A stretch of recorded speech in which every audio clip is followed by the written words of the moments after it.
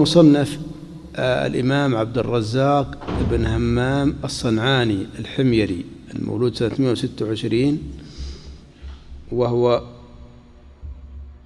من أشهر الشيوخ المحدثين في اليمن، وكان من شيوخ معمر بن راشد والأوزاعي بن جريج، وكثير من رواياته عن معمر بن راشد، ومن تلاميذه الإمام أحمد رحمه الله، فقد رحل إليه وسمع منه. الإمام عبد الرزاق وثقه العلماء، لكن فيه كلام يسير، كل فيه في أمرين يا عبد الرزاق. الأمر الأول التشيع، لكن كما ذكر ابن عدي أن السبب رميه بالتشيع أنه أورد أحاديث في فضائل آل البيت تفرد بها ولم يتابع عليها. طيب، قد يكون البلاء ممن سمعها منه، وقد يكون ليس البلاء منه، لكن دافع عنه أهل العلم وقالوا أنه لا يعتبر ممن يغلو في آل البيت، وذكروا أمثلة على أنه يعظم الشيخين أبي بكر وعمر رضي الله عنهما، فليس تشيعه من باب تشيع الغلاة، إنما تشيع يسير. الأمر الثاني أنه كبر سنه رحمه الله، فصار يتلقن، والتلقين أن يقرأ على الشيخ ما ليس من حديثه فيسكت ويظن أنه من حديثه. هذا وقع له لكبر سنه وضعف حافظته، يعني أنه تغير، لكن أهل العلم اعتنوا بمن روى عنه بعد الاختلاط أو التغير وبينوا من هم. لكن أكثر الروايات عنه وكتابه المصنف كله كان قبل أن يقع في التغير المذكور. أما كتابه فهو المصنف، والمصنفات يعني الفرق بينها وبين الكتب الأخرى أنها تعتني بالآثار. مصنفات تعتني بالآثار، إنما هي ترتب نفس ترتيب كتب السنن، فترتيبه على الأبواب الفقهية على طريقة السنن.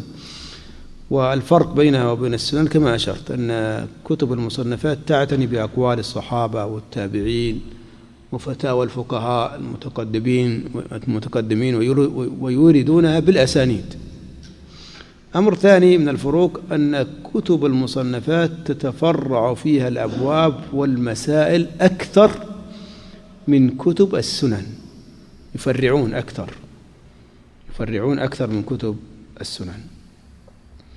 يشتمل كتاب المصنف للإمام عبد الرزاق على أحاديث مرفوعة وعلى آثار موقوفة وأقوال الصحابة وأقوال التابعين وأتباع التابعين، وهو هو يعتبر أكثر من مصنف ابن أبي شيبة من حيث الآثار.